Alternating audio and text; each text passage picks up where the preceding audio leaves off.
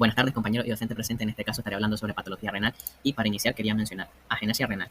La agenesia renal hace alusión a la ausencia del desarrollo total del órgano, en este caso riñón, como se puede observar ahí. Puede ser unilateral o bilateral, siendo la bilateral incompatible con la vida y la unilateral una que nos culminaría en una nefropatía crónica a raíz de la compensación del órgano, que sí tenemos. Hipoplasia renal, por otro lado, hace referencia al fallo, al fracaso del desarrollo del órgano hasta un tamaño normal, siendo este de menor tamaño, como se puede observar en la imagen, y de presentación bilateral y unilateral, como en la anterior. La cuestión es que en esta hay dos tipos: la verdadera, que se presentaría como un riñón de menor tamaño con menor cantidad de pirámides, menor cantidad de lóbulos renales y menor cantidad de nefronas. A diferencia de la otra, que por otro lado presenta su estructura normal, pero presenta algo característico, que son cicatrizaciones pequeñas a la hora de una autopsia. Con eso se podrían diferenciar bastante claro. En el riñón ectópico, por otro lado, hay durante el desarrollo del metanefros definitivo da lugar a focos ectópicos, y en esta ocasión lo que podría causar es que los riñones se vayan por encima, por debajo o en otros lados de lo que vendría a ser su posición normal, como la conocemos. Su tamaño es normal o puede ser algo pequeño, pero no presentan realmente alguna alteración o algo que es característico. Lo que pasa es que debido a su posición anormal, el acodamiento de los uréteres puede causar obstrucción y puede también predisponer a infecciones urinarias. Las presentaciones son riñón ectópico simple, cruzado, pélvico y abdominal. Finalmente tenemos los riñones en herradura, que no es más que la fusión de los polos superiores o inferiores de los riñones y que producen una forma de herradura, atravesando normalmente eh, la línea media y enfrente de los grandes vasos, con una eh, que aparecen uno cada 500 a 1000 autopsias. Y normalmente el 90% es de la fusión de los polos inferiores. Ahora, en cuanto a la patogenia, morfología y características clínicas, en cuanto a la nefrosis benigna, podemos encontrarnos con que es la esclerosis de las arteriolas renales y pequeñas arterias, que el efecto resultante es la isquemia focal del parénquima. En su patogenia hay dos procesos principales, por así decirlo: el engrosamiento de la media íntima, la respuesta a cambios hemodinámicos, y lo que vendría a ser el depósito hialino de la arteriola, causado por extravasación de proteínas.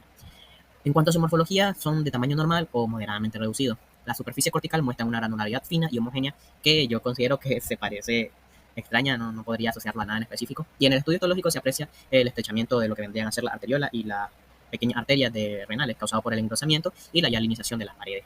También hay una lesión característica de las arterias interlobulares, que básicamente consiste en hipertrofia de la media, reduplicación de la lámina elástica y también aumento de tejido miofibroblástico, que todo esto estrecha todavía más la luz.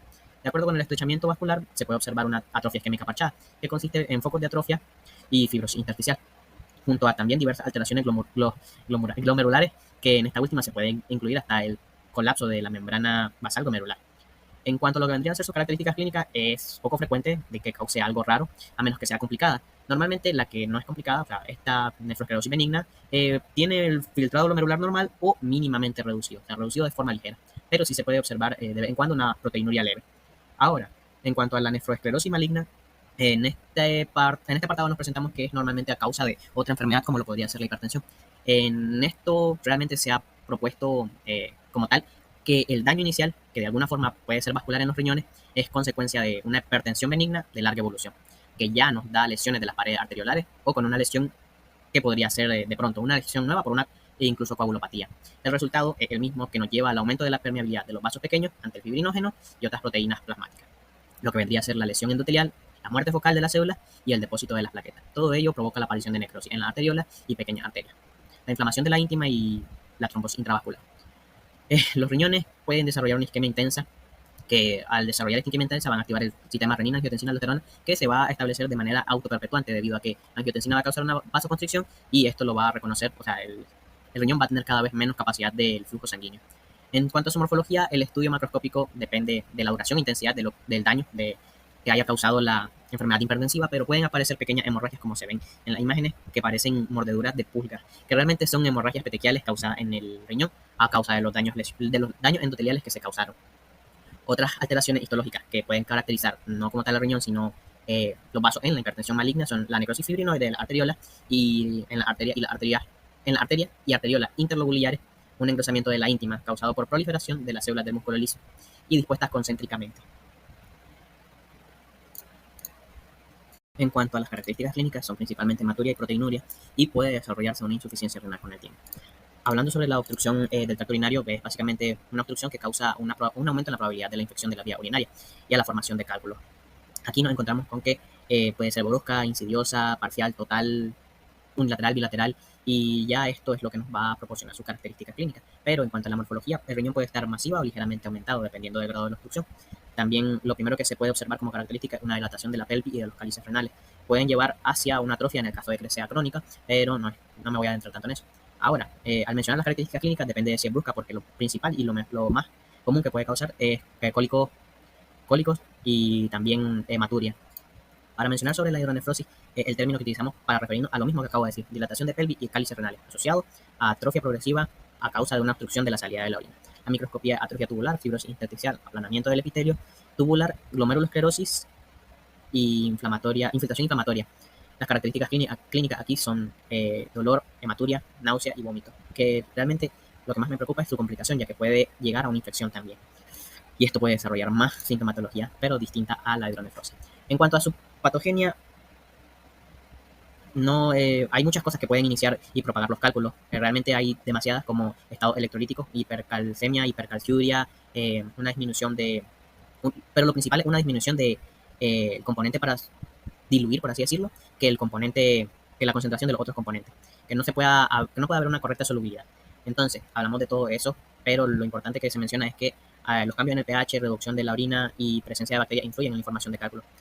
Todo ello se asoció a una lista de inhibidores que se encuentran, por ejemplo, el citrato, los glucanos, que se asocian a lista de que si hay una deficiencia de esto se asocia a que haya una mayor formación de los que vendrían a ser los cálculos. Los cálculos unilaterales son el 80% de los casos y realmente el lugar preferido son los cálices y pelvis renales y en la vejiga. Tienen un tamaño normalmente de 2 a 3 milímetros y pueden tener distintas formas como liso o dentado. Las características clínicas es que aquí al obstruir el flujo pueden causar la dilatación y pueden no provocar ningún síntoma, pueden causar un daño renal significativo. Los más pequeños son los más peligrosos porque pueden pasar por todos lados, mientras que los más grandes son más insidiosos. Lo más común es que causen lo mismo hematuria y cólicos. Ahora, en cuanto a los tipos que existen, aquí presenciamos el calcio, ácido úrico, cistina y estrubita, que son los principales. El calcio formado por oxalato cálcico y oxalato mezclado con fosfato. Estrubita, que se conocen como triples de ácido úrico y de 1 a 2% de cistina. En cuanto a las neoplasias, aquí encontramos el carcinoma de células claras, que es el tipo más frecuente, de 70-80% de los cánceres. Los esporádicos son los más comunes porque son el 95%. Todo esto está asociado en cuanto a su patogenia al gen BHL, que pues, se encuentra normalmente asociado al cromosoma 3, debido a que la mayoría de cambios en el cromosoma 3 o fallos del ADN nos van a causar que este gen pueda no estar o pueda tener mutaciones que este gen es el que actúa como un gen supresor en esta ocasión y evita que se produzca este cáncer como tal. A la hora de hablar de su morfología, pueden aparecer en cualquier zona del riñón, pero es más común que surjan en el epitelio tubular proximal. Son masas esféricas de tamaño variable, compuestas por tejido brillante, amarillo o blanco.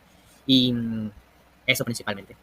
Tiene un patrón trabecular y también puede variar a tubular. Y las células tumorales son redondeadas o poligonales, que presentan un abundante tejido de citoplasma.